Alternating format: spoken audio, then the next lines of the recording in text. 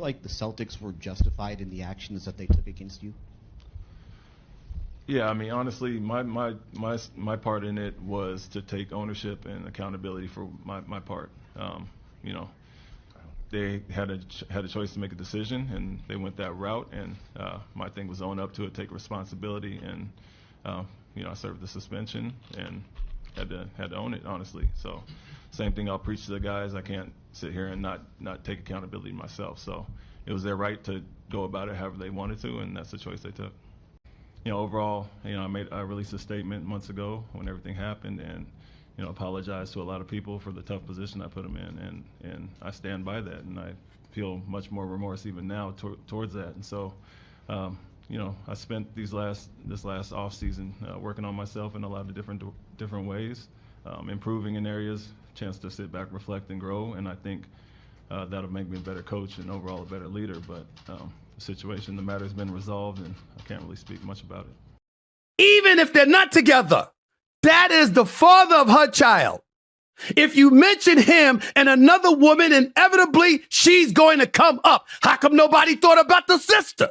How come they just left her out there standing on her own? I will always defend her. I will always defend her on this issue. It was, how could you do that? You didn't have to do it that way. But to have a press conference and put his business, tacitly or otherwise, on Front Street, you didn't think about Nia Long at all. But you thought about the other woman who purportedly was white.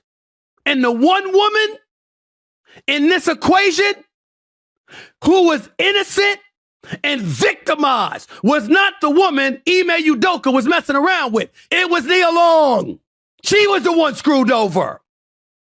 So Stephen A. Smith, he said, Nia Long deserved an apology. And Nia Long said, thank you, S. Stephen Smith, for your support. The most disrespected person in America is the black woman. And she quoted that from Malcolm X. And she got a point because historically, black woman is always at the bottom of the totem pole. It's white man, white woman, black man, black woman. Every time. And mostly it's social media, but social media comes from real people though. So it's coming from a real thought. When it's like a dark-skinned woman or like brown, not light-skinned, not white, you look at them in a different light, like ghetto, no class. So you kind of throw them under the radar. Because let's say if the roles was reversed. Let's say if Ime Udoka was married to a white lady, but cheated on the white lady with Nia Long, bruh. They probably would bring his wife up there. She'll be having her own press conference.